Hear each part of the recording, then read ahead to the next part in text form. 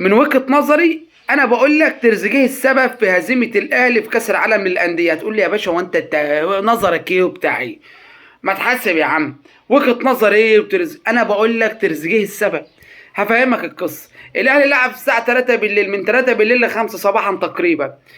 الساعه ونص ولا الساعتين اللي لعبهم دولت كان فيهم هدفين ضايعين. الهدف المفروض ما يضيعش نهائيا مهما تعمل ومهما تخلي، اللي هو هدف مين يا حبيب قلبي؟ ضربة الجزاء اللي لعبها تريزيجيه وضيعها. تقول لي يا باشا ما هو نصيب بقى ومش نصيب. طب انا زيزو جاله عمل انا هتضيعها، خلي بالك هتضيعها، وجالي اسمع كلام زيزو لانه متمكن. هو الاهلي جايبه عشان متمكن في ركلات الجزاء، عاوز تشوط الكوره شوط الكوره. بس تخلي بالك التلاتة بونت لو ضاعوا مني هتنزلني الارض. هتكون اول مره في تاريخي ان انا اتصدر في دوري المجموعات، ابقى فوق كده في تاريخي. ده بتكلم عن النادي الاهلي. لو كان الجون ده دخل كان هيبقى الاهلي واخد 3 بونت. 3 بونت دول كانوا هيخلوه رقم واحد في المجموعه. هو رقم واحد في المجموعه بس صفر، رقم واحد صفر، صفر اهداف. فبالتالي محمود تريزيجيه ضيع فريقه بسبب تصرفاته الخاطئه. مدفوع فيه فلوس كتير بس ما فكرش بعقل. تفكير بعقله وبالحكمه افضل من التفكير بالقلب. طب هو بيفكر بقى مش عارف ايه والدنيا وهشوط الكوره حبيبي، ما انت عندك واحد متمكن. النادي الاهلي جايب زيزو لانه اساسا زيزو ملوش غير في ضربات الجزاء.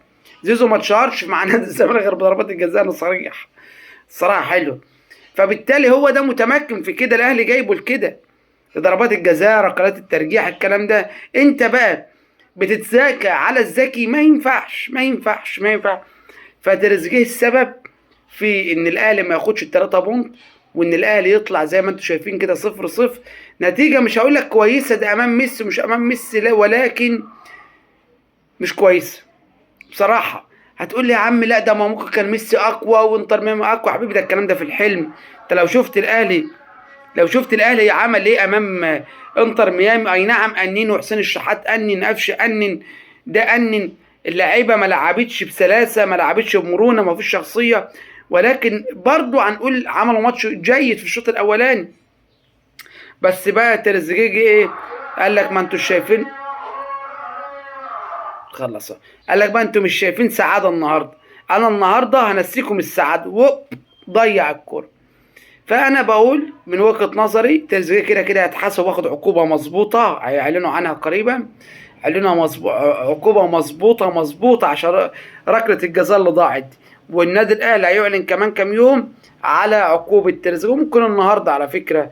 النادي الاهلي يعلن على العقوبة بصراحة شديدة يعني.